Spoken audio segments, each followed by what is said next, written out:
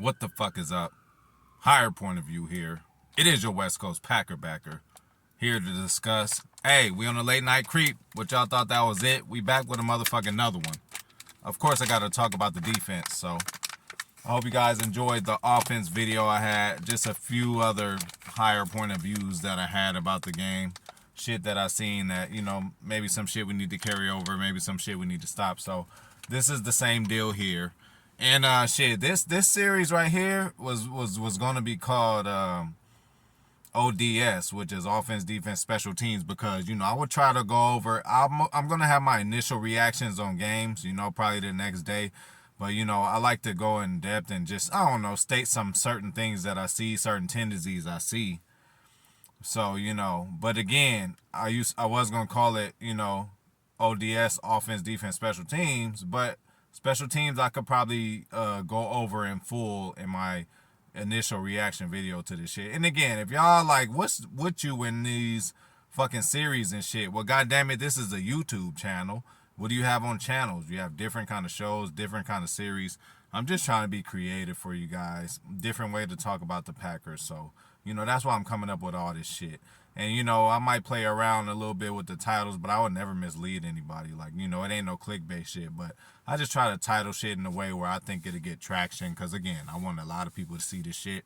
At some point, I want to be, one of these YouTubers, Packer YouTubers with hundreds of thousands of subscribers and all kind of views and shit. And I could be able to, maneuver and do kind of shit and help people out. I want to do all that kind of shit. So with that, I need you guys' support. So go ahead and hit that motherfucking like button.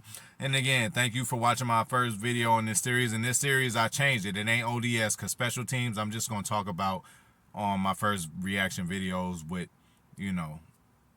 after a game. But it's going to be called double header, obviously, because, just know when you get one, you're going to get the other one in the same day.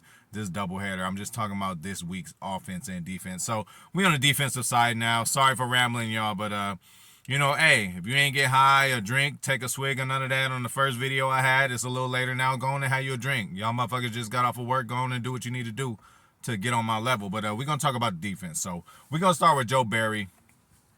To me, it was 50-50, man. I seen some good, I seen some bad. He still did some of that soft coverage shit, but the defense wasn't on the field that long. As I said in my previous video about the offense, they was out there for 40 minutes. So that means the defense was out there for only motherfucking 20 minutes, and that's good. And not only that, but I done seen at the beginning of the fourth quarter, Kenny Clark on the bench, What did I say in a lot of these videos when I said Kenny Clark actually has a rotation now? He does. So this motherfucker in the beginning of the fourth was on the sideline drinking Gatorade, and that's what the fuck I like to see. We don't desperately need to have him out there like that, and it's going to keep him fresher to make impact plays, which he's always done, and he did again in this game. So, shout out to Kenny Clark for holding down and being the most steady thing over the past two games. Shout out to you. But back to Joe Barry.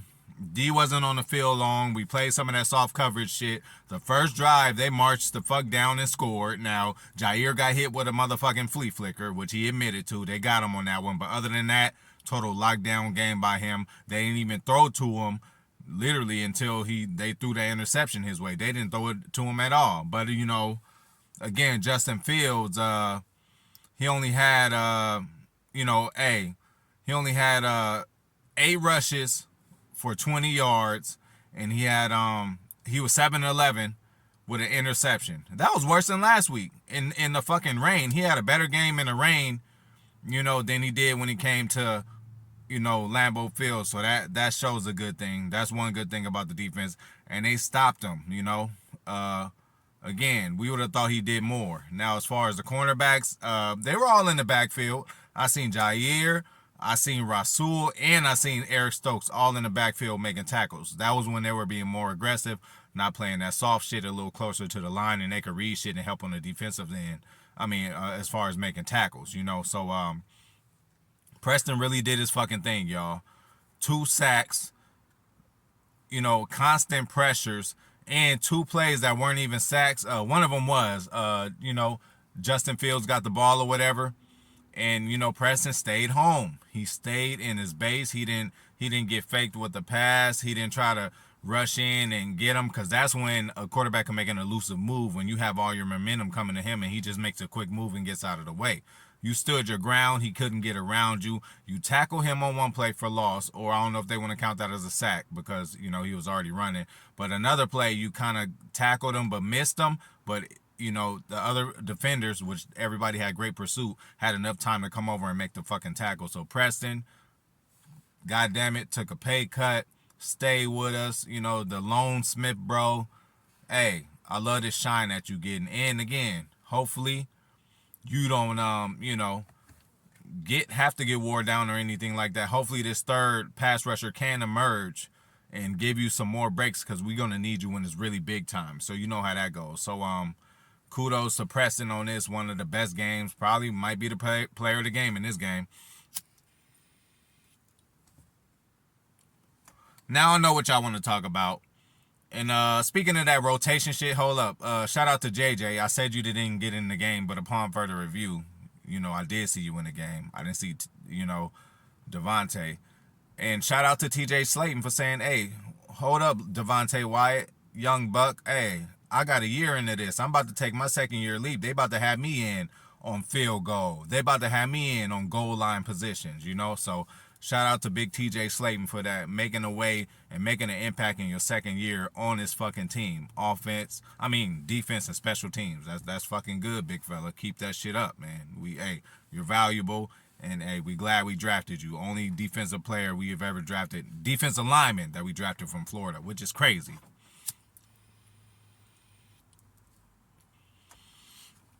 Rashawn got his daily sack, or I'm going to say gamely sack. You just expect, he's just so good, he's going to get in there one time off the rip. You know what I'm saying? Constant pressures in the backfield, tackles for losses. Good game, Rashawn. You got a better game this week than you did last week. Can't say the same for Devondre Campbell, though. Yes, I can. He had a better game than he did last week, but it still was a little subpar. Not so all-pro, Devondre. Now, I know some other shit is going on. This is a different defense. You and Quay are tied in a lot more than last year. You was by yourself for the first half, and then Barnes finally, stepped up and just start to get acclimated and just understand the defense, I guess, at a good clip. And he came in and helped you out in the second half. But this is a new thing you're doing. Again, you helping Quay out. You being a leader. You probably calling a lot, different more plays. And, I know you're going to get better. That's why I ain't worried about it. But these first two games, bro, you've been missing tackles. You've been right in the right spot, but just missing tackles. You've been getting out physical a couple times. Now, again, I know the kind of guy you are. You a lunch pail dude. You just come in and do your motherfucking work and do your job. I know you're going to get better, but I have to be, transparent, bro. Quay has came in as a rookie and had two better games than you 2 weeks in a row.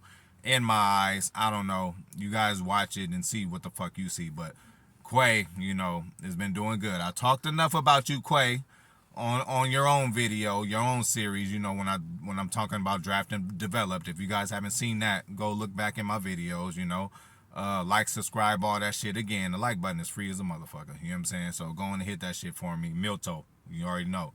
I don't want to have to unleash them on y'all. Like it. It's free. But anyway, Quay, you were impressive. And you were also impressive in a play where Jair got his interception. I firmly believe, upon watching the film, that you were one of the big reasons Jair got that interception, because you, just like Preston stayed home with Justin Fields, you stayed home out of the flat when the running back came out. Justin Fields kind of made a motion like he was going to run, and you could have totally just flaked in and took the fake and gave up and ran and tried to rush and sack Justin, and he could have tossed the ball over your head and hit the running back. That happens a lot, but you stayed home. That was his first read. He kept looking at his read, and you just were there the whole time, so he couldn't do it. Then he went to his second read. It was a little too late, and that's when Jair took advantage and got an interception. On that interception, John Money, hey, congrats on your first INT of the year. Hopefully as many more. You're known as a lockdown guy, and when guys catch the ball, you kind of get it out at the end. You have a very good way of doing that shit. But, like I said, to nitpick, when I talked to you in the Big Homie series, I said, we need more splash plays. Hey, you got one, and it's early in the year. It's only week 2. But again, the Bears still suck. It was against subpar competition. I can't wait till we see a Justin Jefferson caliber player again to see how we react to it. But we ain't going to see that for another few weeks, especially next week, because Mike Evans and Godwin won't be there. You know what I'm saying? I want people at their full strength when we play them, just so we can know where the fuck we were at. But again, run defense was awful. But again, give credit to the Bears and their shifty running backs. Montgomery shook the draws out of some motherfuckers that game. Like, for real, for real. Shifty guy. I told you guys about him early on, on my preview. You got to watch out for him. And even his backup Herbert came in and ran and got and got 40 yards. Montgomery got about like $120, $130, and then he came in and got 40. We got to watch that. But it was really only on 2 drives, But it is what it is. It was only in 2 drives. And then think about this stat, y'all. The Packers only gave up 3 touchdowns in 2 games. Don't y'all feel a lot better now? We need more games to come by to see how we learn and see how we develop and see how we change our game plans according to how we do in certain games. And we have great coaching. You guys should all have faith in the great coaching. So you got to think that that's going to happen. But, hey, Minnesota went out there and got their ass whooped, They looked so good last week against us, a team who, we didn't look prepared or whatever, but, we're going to bury that shit. I don't want to bring that up again, but I'm just saying, like, from what they did then and then went to Philly and got their ass whooped, that just shows you that, it's early as fuck. We ain't going to know much about teams until week 6, week 7, when motherfuckers start creating tendencies. It ain't no tendencies yet because it's only 2 games. So, but hopefully, on the offensive side of the floor, stays with his tendencies and running the ball, and making Aaron comfortable with running that. But as far as the defense, back end, still need to tighten it up. We ain't going to see a elite receiver till probably Philadelphia. I don't know. I got to relook at the schedule. But, we lucked up by not having to do that, not having to deal with that with Tampa Bay. They still got the tight end and Julio Jones, but I think we could totally handle that. So, again, it's 50-50 with me. The defense did a little bit. They did some soft coverage, and then they got in people's grills close enough that they can make plays in the backfield. But then they also played soft shit and, let the Bears run down the field on a few times, without any kind of hiccups. So, defense, hey, Joe Barry improved game plan. But again, I didn't see enough. The jury is still out. Just what you did last year ain't got shit to do with this year, man. And I just hope you continue to get better. You got a better game plan this game. But again, it was very limited because we didn't see much. But, that's all I got on that. Hey, thank y'all for rocking with me again. We're going to be back. I'm going to holler at y'all soon. I'm out.